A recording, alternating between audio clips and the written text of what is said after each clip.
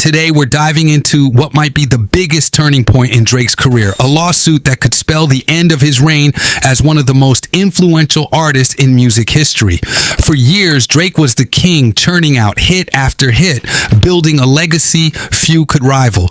But now that legacy is on the line. Drake's decision to sue Universal Music Group for defamation and unethical practices has sent shockwaves through the industry. The lawsuit centers around Kendrick Lamar's track, Not Like Us, which Drake claims UMG used as a weapon against him. The song didn't just spark controversy, it allegedly incited harassment, threats, and even violence at Drake's home. For many fans, this is a hard pill to swallow. How did the artist who seemed untouchable find himself in such a precarious position?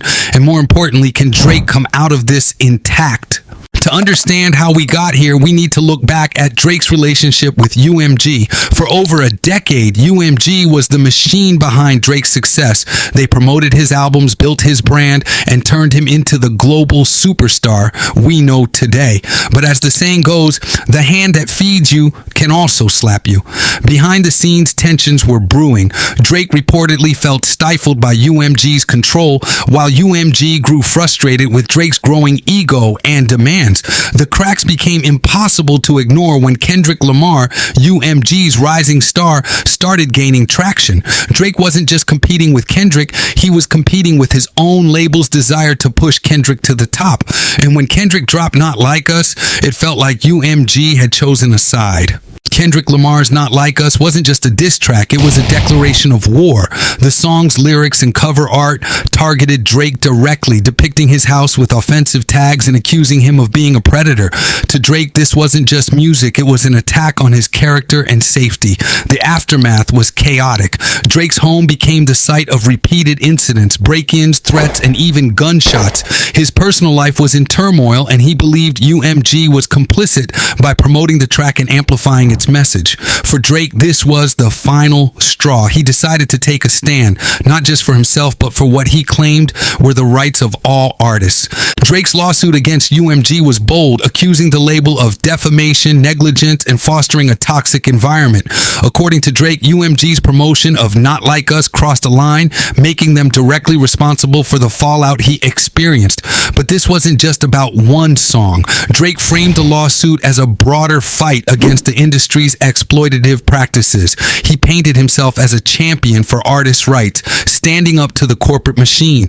Yet not everyone was convinced. Critics were quick to point out Drake's history of benefiting from the very system he was now condemning. Was this truly a noble fight or a calculated move to settle a personal score? It's impossible to ignore Kendrick Lamar's role in this drama. Long before Not Like Us, Kendrick and Drake had a simmering rivalry, fueled by their contrasting styles and approaches to fame. But with this lawsuit, the feud reached new heights. UMG's support for Kendrick was evident, and Not Like Us became a flashpoint. For fans of Kendrick, this was a masterstroke, a track that solidified his status as one of the greatest lyricists of all time. For Drake, it was a betrayal that couldn't be ignored. The lawsuit didn't just pit Drake against UMG, it reignited the battle between two of hip-hop's biggest names. As the lawsuit gained traction, the court of public opinion came alive. Fans are divided, with some applauding Drake's courage while others accuse him of being petty and self-serving. Social media has become a battlefield, with hashtags like Drake vs UMG and Not Like Us trending worldwide. One major point of contention is Drake's timing. Critics noted that he's benefited from UMG's practices for years, but only spoke out when the tables turned. The hypocrisy isn't lost on fans, many of whom are now seeing Drake as out of touch. Drake's reputation, once untouchable, is now under siege. One of the most unexpected twists in this saga was the role of content creators.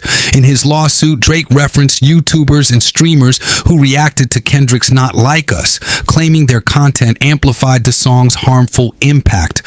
For the reaction community, this was a betrayal. Creators like No Life Shock, Kai Kanat, DJ Academics, and Zias had long supported Drake's music and the culture in general, driving millions of views and keeping his name in the spotlight. By citing their content in his lawsuit, Drake alienated some of his most loyal allies. The backlash was swift. prominent creators accused Drake of jeopardizing their livelihood and turning his fight with UMG into a war on the very people who celebrated his work. From a legal standpoint, Drake's case raised complex questions. Could a label be held liable for promoting a song with defamatory content? Did UMG's actions constitute negligence, or were they protected by artistic freedom? Legal experts were split. Some argued that UMG had crossed a line by promoting Not Like Us so aggressively, especially given the alleged real-world consequences for Drake. Others pointed out that defamation claims in music were notoriously hard to prove, especially when dealing with subjective interpretations of art. For Drake, the stakes couldn't be higher. A victory would vindicate him and potentially set a precedent for how labels handle controversial content. But a loss would cement his position as an outsider in the industry he once dominated. While Drake battled lawsuits and public opinion, Kendrick Lamar thrived. Not Like Us wasn't just a diss track, it was a cultural phenomenon that solidified Kendrick's status as one of hip-hop's greatest storytellers. For UMG, Kendrick represented the future, a versatile artist whose work resonated deeply with fans and critics alike. The label's investment in Kendrick wasn't just about music, it was a strategic move to align themselves with an artist who embodied authenticity and cultural relevance. For Drake, watching Kendrick's rise only added fuel to the fire. The success of Not Like Us wasn't just a career milestone for Kendrick, it was a reminder of Drake's waning influence. One of the most contentious aspects of this case was the debate over hypocrisy. Many pointed out that Drake had benefited from the same industry practices he was now condemning. For years, UMG's promotional machine had worked in his favor, elevating him to global stardom. Critics argued that Drake's lawsuit wasn't about protecting artists or standing up to corruption, it was about revenge. His timing, coinciding with Kendrick's meteoric rise, made it hard to see his actions as anything other than self-serving. This narrative gained traction, further eroding public support for Drake's cause. UMG didn't just defend themselves, they went on the offensive. In their public statements, the label framed Drake as a disgruntled artist unable to handle competition.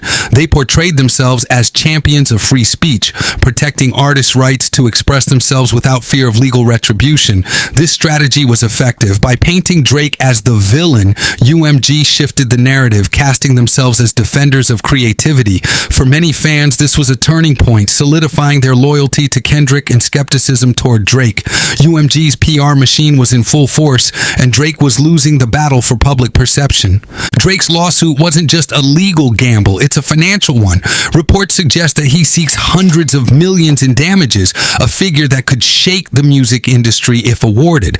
But the financial stakes go both ways. If Drake loses, he faces not only legal costs, but also the potential loss of future opportunities. UMG's dominance in the industry means they could effectively blacklist him, making it harder to secure collaborations, promotions, and other key aspects of his career. For an artist who once seemed unstoppable, the prospect of financial and professional ruin is a harsh reality. At its core, this lawsuit isn't just about money or morality, it's about ego. Drake, accustomed to being on top, struggled to accept a reality where he wasn't the industry's golden child. By suing UMG, Drake hoped to regain control, not just over his career, but over the narrative surrounding it. Yet his actions came across as desperate, undermining his position and alienating even his most loyal fans. In the end, Drake's ego may have been his greatest adversary. As the legal battle rages on, it's become clear that Drake's legacy will be forever changed. For some, he will always be a trailblazer, an artist who stood up to the corporate machine. For others, he will be remembered as a star who couldn't handle the heat in the kitchen. This divide reflects the broader tensions in the music industry, a clash between authenticity and commercialization, between art and profit. Drake's case has become a symbol of these conflicts, forcing fans and critics alike to wrestle with the industry's complexities. Ultimately, Drake's lawsuit against UMG is more than just a legal dispute. It is a turning point in his career and in the music industry as a whole. Whether he wins or loses in court, the implications will be felt for years to come. For fans, the case is a bittersweet reminder of the highs and lows of fame. For Drake, it's a gamble that could define the rest of his career. And for the industry, it's a wake-up call to the power dynamics that shape the music music we consume. What happens next is anyone's guess, but one thing is certain. This is a story that will go down in music history, and Hollywood will be right there to cover it. Peace.